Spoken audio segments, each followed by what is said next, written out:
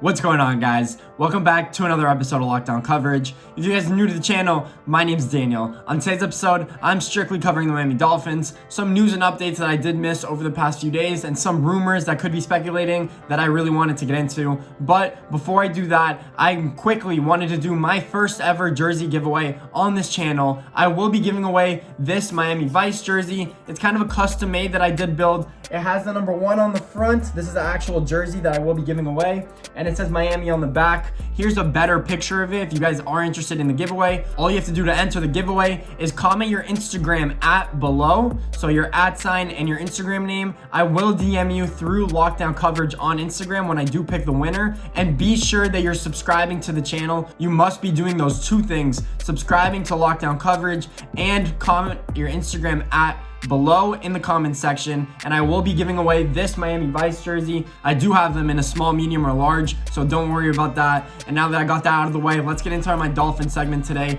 I quickly wanted to discuss Leonard Fournette's status as a free agent and if he actually fits the Miami Dolphins. The Dolphins and Leonard Fournette have been connected in the past 2 days since he did get cut, and I'm wondering if he actually fits our scheme. So let me take a quick dive down into Leonard Fournette and his past.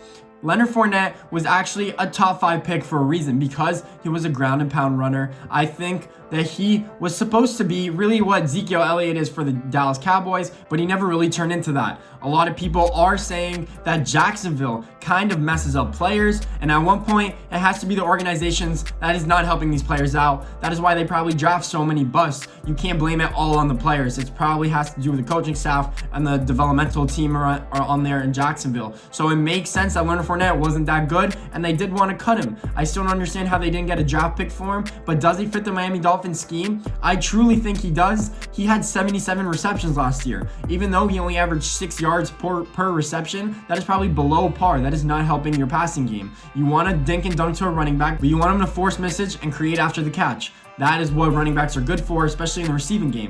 Leonard Fournette is more of a bruiser and a ground and pound type of guy. He's more of a Jordan Howard. That is the only reason why I don't think that he would fit our running back rotation right now, because we have Matt Breida and we have Jordan Howard. If we didn't have Jordan Howard and we had Matt Breida and someone else batting for that rotation, then it makes sense to go out there and sign Leonard Fournette on like a $3.5 million deal. What is he going to command on the open market? He got released by Jacksonville. That means that they couldn't really get any value for him. His current contract was a 1-year, $4 million deal because they did decline his 5th-year option. So you're telling me a team didn't want to even trade for him on a $4 million deal that's only 1 year. They're not even hooked to him for more than 1 year. So I guess that either says a lot about Leonard Fournette and how he wasn't performing well on their depth chart, or it just makes sense that Jacksonville is just a terrible organization and they don't have any faith in their players, especially just 3 years removed of being the 4th overall pick. They missed out on a lot of players. That is the year that Patrick Mahomes and Deshaun Watson came out. So if you needed a quarterback like Jacksonville does right now,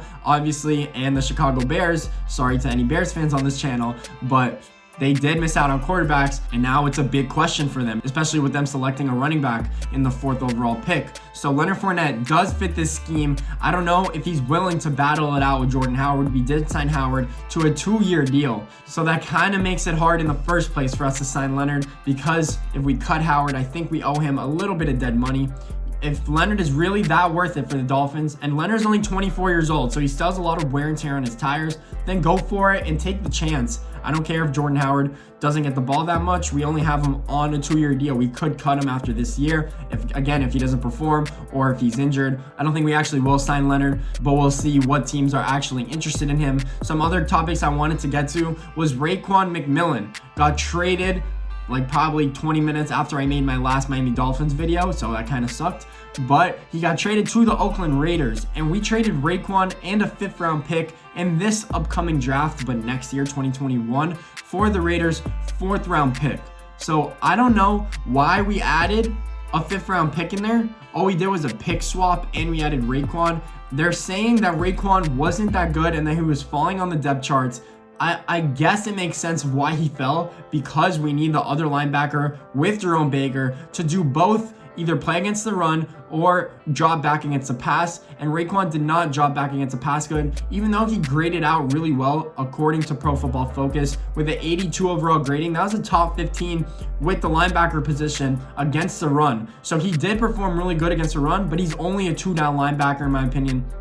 He should not be on the field on 3rd and long because he's not an asset. He's a risk, and his speed scares me because tight ends can probably run by him, even though he performed well last year. Again, Raequan was traded with a 5th because he was falling on our depth charts, and teams knew that he was going to get cut by the Dolphins if they didn't trade for him. So the Oakland Raiders did take a flyer on Raequan McClain, and I wish him luck there. I really liked him as a 2nd-round draft pick, but again, that is the Adam Gase regime that did draft him. So if Brian Flores doesn't like him, he doesn't like him. He's going to keep on moving on from players that were here that he doesn't like, that doesn't fit his scheme, and he is going to keep turning them into draft picks that he personally picks and has faith in himself. So that's probably why we got rid of Raequan McClain. And then the last thing I wanted to discuss was Campbell.